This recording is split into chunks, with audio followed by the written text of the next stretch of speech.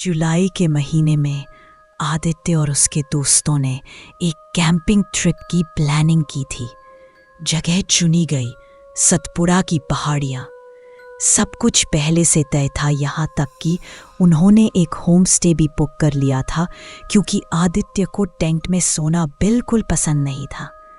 Trip पर उसके साथ 3 दोस्त थे, रिया, मनीष और पवन।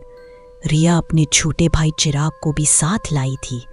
रिया ही अब उसकी गार्जियन थी, क्योंकि उनके माता पिता पुलिस केस में फंसकर जेल चले गए थे। होम स्टे पहुंचकर सबने सामान रखा। 3 कमरे थे। आदित्य को अकेले एक कमरा मिला, मनीष और पवन एक साथ और रिया चिराग एक साथ। शाम के 6 बजे के आसपास सबने कैंप फायर जलाया। मार्शमैलो लाना तो भूल गए थे, इसलिए आदित्य और मनीष पास के कस्बे से लेने कार लेकर निकल गए। रास्ते भर वे अजीब बातें करते रहे, शायद यहाँ कोई भूत प्रेत दिख जाए। मनीष ने हंसते हुए कहा, बकवास मत कर, वो सब नवाजो इलाकों की कहानियां हैं, यहाँ कुछ नहीं मिलेगा। आदित्य ने टाल दिया। मार्केट से मार्शमैलो और चॉकलेट लेकर वे लौटे। इधर रिया और चिराग ने बताया कि उन्हें एक हिरण दिखा था, लेकिन उसकी आंखें अजीब थी।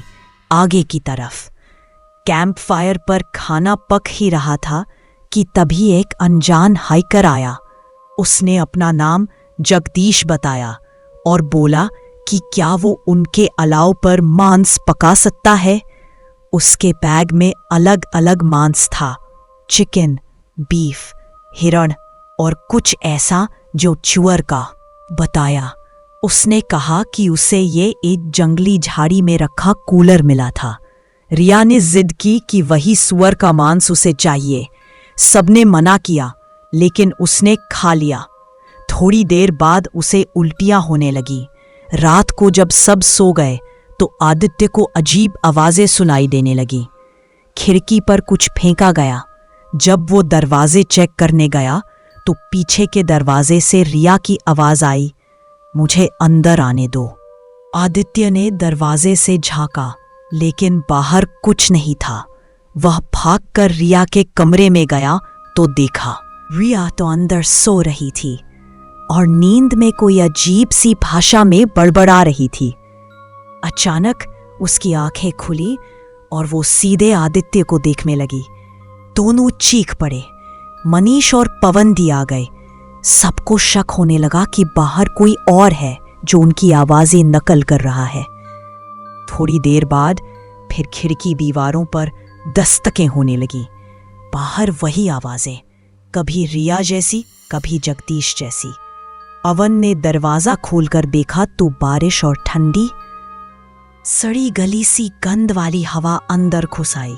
जमीन पर मानव जैसे पैरों के निशान बने थे, जो जंगल की तरफ जाते जाते भालू जैसे पंजों में बदल गए। डर से सबने दरवाजे खिड़कियां बंद कर दी।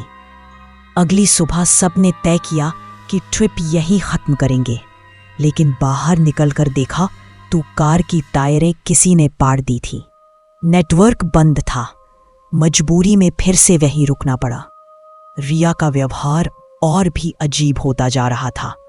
बहुत भूख लगना, बार बार खाना मांगना, चेहरा पीला पड़ना।